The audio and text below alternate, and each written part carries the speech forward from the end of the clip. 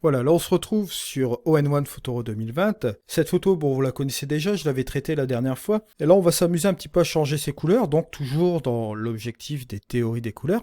On va aller donc dans les effets, on va aller sélectionner le filtre balance des couleurs. Balance des couleurs, comme vous le voyez, bon, vous avez toujours les tons clairs, tons moyens et ombres. Donc on va commencer par les ombres, juste comme ceci.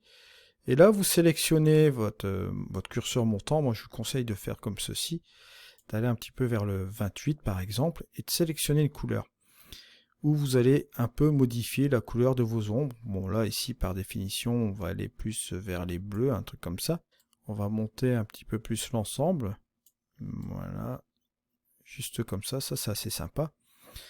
Et regardez, on va aller dans les tons clairs, et là cette fois-ci on va monter ce curseur, et là bien évidemment on va un peu voir ce qu'on peut changer comme couleur. Là, bon, là, il a fond de blinde sur le rose, qui est assez sympa quand même, comme ceci. Ça accentue l'effet du nuage dans cette image-là. Si je rajoute une couleur plus ou moins froide, ou bien plutôt magenta, comme ça peut être sympa, ou bien cette couleur comme ceci. Hein. Ça nous voir. Bon, moi, je pense que je vais garder celle-ci, voilà. Et la luminosité, je vais un peu la baisser, juste comme ça. Et au niveau des tons moyens, c'est là qu'il va falloir trouver notre couleur de liaison, hein, comme je vous le dis toujours. Soit partir vers les bleus, soit repartir vers les rouges, ou repartir sur un entre-deux, juste comme ça. Et si vous faites la différence avant la balance des couleurs, avant la balance de couleurs et après, vous voyez qu'on change complètement d'ambiance. Ok?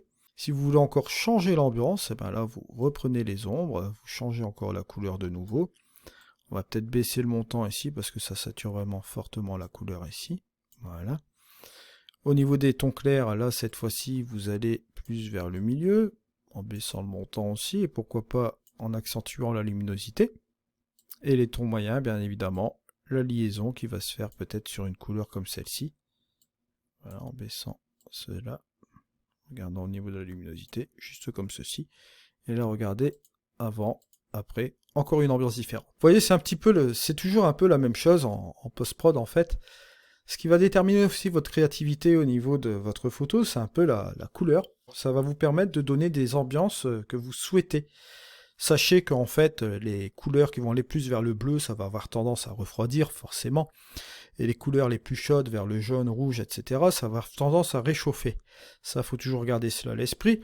Bien sûr, si vous retournez dans le truc de base, donc dans l'outil développé, vous avez toujours la possibilité de changer avec la température et les teintes, juste comme ceci. Vous avez même d'autres curseurs sur, bien évidemment, sur ON1 Photoro 2020 qui vous permet un peu de changer tout cela. Voilà, donc ça c'est un petit peu pour la partie ON1. Bon, bien évidemment, vous avez d'autres filtres aussi, si vous souhaitez jouer sur d'autres choses, vous avez rehaussé des tons, mais là on parlera plus au niveau de la luminosité, donc tout ce qui est exposition, juste comme ceci, ça vous permet de réajuster un peu l'ensemble, si vous voulez baisser un petit peu cette luminosité là, et jouer un peu avec vos tons clairs, baisser, redévelopper encore un petit peu votre photo. C'est l'objet un petit peu d'un double développement, donc vous voyez un peu le principe. Voilà, ça vous permet un peu de rectifier l'ensemble, vous voyez, avant, hop, après. Ça peut être sympa, puisque vous avez déjà fait un développement préalable sur votre RAW original, vous appliquez des couleurs, et si vous voulez encore réajuster les tons au-dessus de ce process, vous pouvez le faire justement ici, sans toucher aux réglages préalables au niveau de votre développement. Ça peut être une idée aussi à envisager lorsque vous jouez aussi avec ON1. Alors vous avez aussi d'autres choses dans la couleur ici. Bon, bien évidemment, vous avez des outils aussi un peu créatifs comme la météo, etc. Ça, on va dire, c'est sympa. On peut faire des choses assez sympas avec. Vous avez ici déjà des pré-réglages qui vous permettent un petit peu de faire le premier jet. Vous voyez, juste comme ceci. Ils sont déjà préfaits, donc c'est plus ou moins intéressant. On peut ajouter des petites brumes légères comme ceci. Donc plus vers le haut, vous voyez, juste un peu comme ça. Ça peut être assez sympa. Et vous pouvez même réduire ce montant, jouer avec bien évidemment la distance, ok, faire petite rotation comme ceci, et faire un effet de transition, vous voyez, on voit la chose s'élargir ou revenir comme ceci, vous voyez. juste un petit peu comme ça. J'avais traité déjà tout cela dans ma formation ON1 Photoro 2020, il y a un sacré bail déjà. Donc ça, je vous conseille d'aller voir toutes les formations sur ON1 à ce sujet.